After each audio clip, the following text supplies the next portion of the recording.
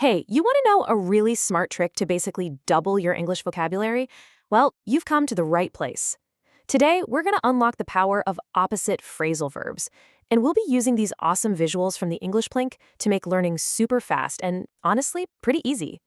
All right, let's kick things off with something super simple.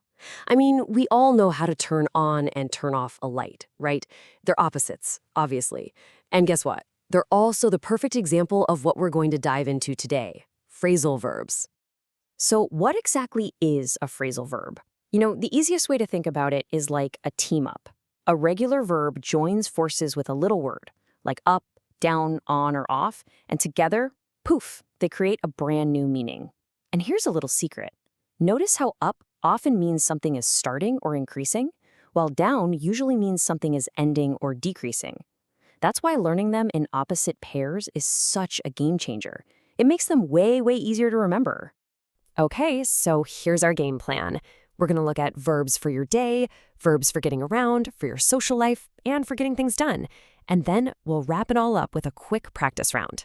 Ready? Let's get started. All right, first up, let's talk about the verbs that pop up in your daily life. I'm talking from the moment you wake up. These pairs are absolutely fundamental for just, everyday conversation. So, first on the list, wake up versus doze off. Wake up is pretty straightforward, right? It's when you stop sleeping. I wake up at 7 a.m. Easy. But doze off? That's a bit different. That's when you fall into a light sleep, maybe by accident. Like when you doze off on the couch watching a really boring movie. We've all been there. And look at this visual. It just perfectly captures that feeling, doesn't it? The energetic morning versus that sleepy, drifting off afternoon. Next up, we've got a total classic. Put on and take off. You put on your jacket when you're heading out the door, and you take it off the second you get back home. Super simple and absolutely essential.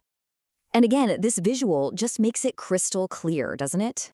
One action is the literal opposite of the other. It just clicks. All right, so you're dressed and ready to go. Let's get moving. This next section is all about phrasal verbs for travel and just, getting from A to B. Okay, this pair is essential if you ever use public transport. You get on the bus to start your journey, and then you get off when you reach your stop. Easy as that. And right here, you can basically see the entire story of a short trip in just two simple actions. Getting on board and then stepping off. It's perfect. All right, let's talk about pace. You speed up when you're running late, right? You gotta go faster. And then you slow down when you need to be more careful. This isn't just for driving or running, by the way. It works for anything, like how fast you're working on a project. And seriously, could this visual be any more perfect? A speeding race car versus a slow, steady tortoise. Come on, that's an unforgettable way to lock in the difference. Language isn't just about actions and moving around. It's really about people, about relationships. So let's look at some phrasal verbs that we use for our social interactions. Okay, so this pair is a little more abstract. To look up to someone means you really admire and respect them. You might say, I really look up to my older sister. Now, on the flip side, to look down on someone, well, that means you think you're better than them. It's not a very nice feeling. So it's really about respect versus, well, a lack of it.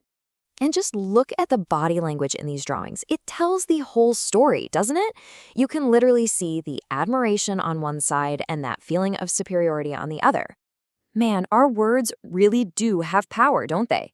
You can cheer someone up, make them feel happier, or you can bring someone down, which is to make them feel sad or discouraged. Just think about a friend who's having a tough time. Your goal is always to cheer them up, right? Never to bring them down. And here they are, those exact emotions, right in front of us. You've got joy and support on one side, and then sadness and disappointment on the other. It's such a clear contrast. All right, we're heading into our final section now. Let's get into the phrasal verbs for actually getting things done. This is the language of action, of projects, of achievement.